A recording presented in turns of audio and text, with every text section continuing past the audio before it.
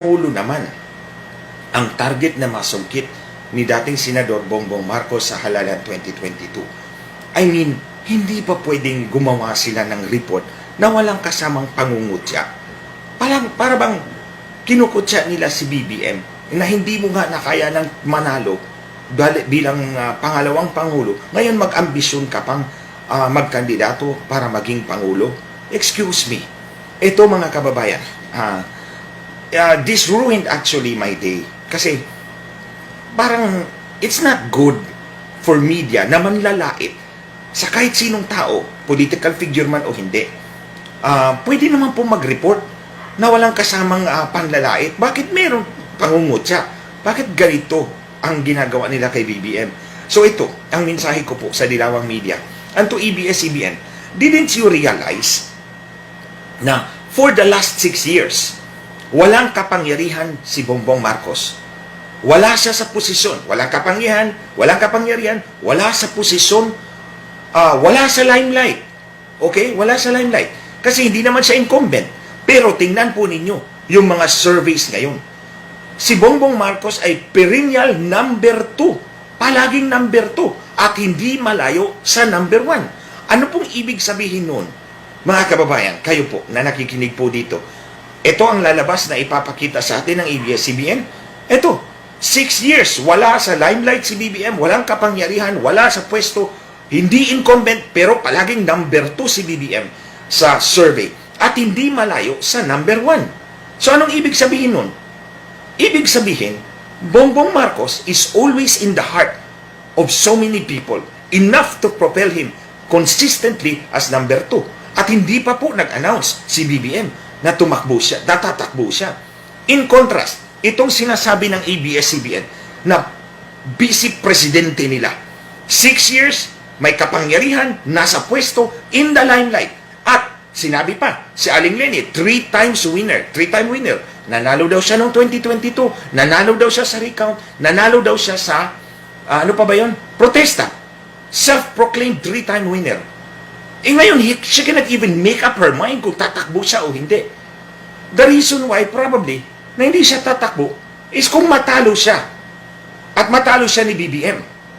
Which is very, very likely, mapapatunayan tuloy natin na dinaya nga niya si BBM. So ngayon, sabi ng ABS-CBN, ito yung vice presidente ninyo, nasamba siya sa survey. Palaging kulilat. Come to think of it mga kababayan, itimbangin natin si BBM. Walang kapangyarihan, walang pwesto, wala sa limelight, always number 2 at hindi malayo sa number 1. Etong vice presidente na 3-time self-proclaimed 3-time winner, palaging kulilat sa survey. Nasa kapangyarihan, nasa pwesto, nasa limelight. Palagi, nasa limelight. Kinukontra pa si Presidente Duterte para mas maraming makakuha siya ng media millage. Ayan, tingnan po ninyo. Hindi po mahirap timbangin mga kababayan kung saan tayo pipili. Ito si BBM, kinukutya ng Dilawang Media. But you know kung sino ang ating pipiliin ngayong 2022. Ako, this early, I would cast my lot for Bongbong Marcos for President in 2022. So, now, dati po, hindi po ako maingay. I didn't join sa ingay dito laban sa ABS-CBN. But now I realize, I understand kung bakit maraming Pilipino ang ayaw bigyan ng prangkisa itong ABS-CBN. Dahil dito, ito is one example na actually pinicturan ko talaga because to be honest, na high blood talaga ako kanina. I was so happy kanina. And then all of a sudden, I see this kind of news na pwede naman pong yung honest to goodness lang na walang pangungutya, walang panlalait, ilabas nyo lang yung news. Siguro because hindi pa nag-announce ang kanilang kandidato and she will never likely announce that she will run for president dahil takot siya sa katotohanan. Takot din po siya sa political justice mula sa inyo, sa atin, mga kapwa Pilipino. So, ito lang po mga kababayan ang reaction ko po dito sa balita ng Dilawang Media. And I encourage them na next time, huwag niyong laitin, huwag niyong kutyain yung kandidato. You can extol all the virtues of your candidates, but huwag niyong sirain yung ibang kandidato because it's not good. Like me, I reacted. And I reacted harshly. Kaya nga naintindihan ko kung bakit ayaw ng maraming Pilipino na bigyan kayo ng prangkisa. Sorry to the lowly employees of ABS-CBN.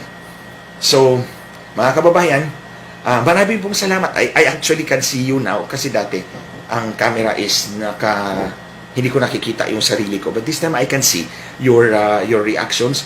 Thank you po sa inyong comments, sa inyong reactions, and for viewing this video.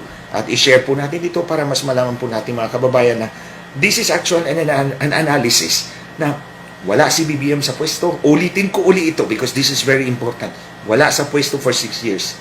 Wala sa limelight, walang kapangyarihan, always number 2.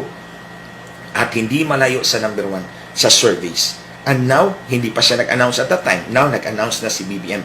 Suportahan po natin. Ibuhos po natin ang lahat ng ating boto po para sa kanya para hindi po madaya uli ng sindikatong Comelec at Smartmatic. They're always there. They're always lurking.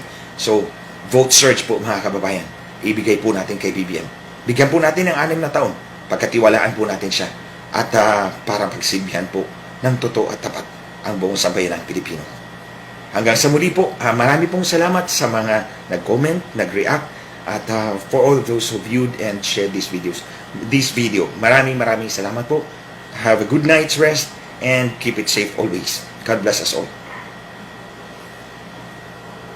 Ito ay reaction ko lang po sa balita po ng Dilawang Media dito sa pag-announce ni BBM na siya ay tatakbo bilang Pangulo sa halalan 2022.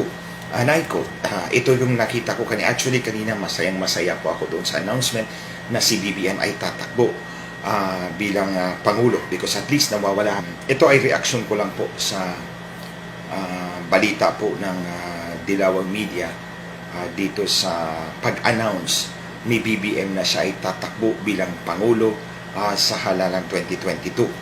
And I quote, ito yung nakita ko kanina. Actually, kanina masayang-masaya po ako doon sa announcement na si BBM ay tatakbo bilang Pangulo because at least nawawala na po yung doubt natin kung tatakbo siya o hindi.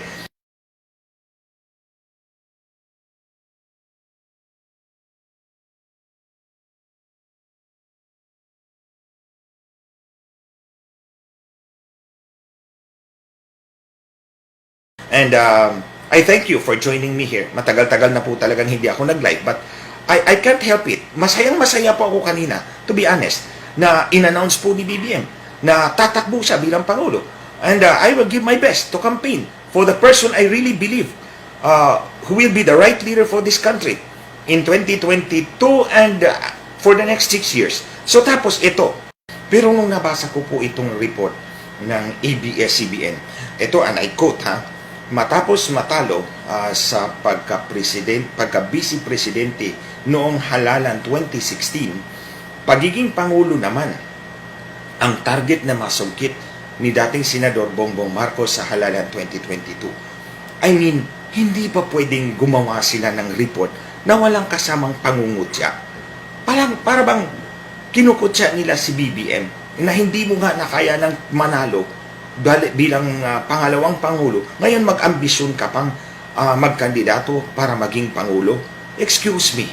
Ito mga kababayan, this ruined actually my day. Kasi parang it's not good for media na manlalait sa kahit presidente noong halalan 2016, pagiging Pangulo naman ang target na masungkit ni dating Senador Bongbong Marcos sa halalan 2022. I mean, hindi pa pwedeng gumawa sila ng report na walang kasamang pangungutya. Para bang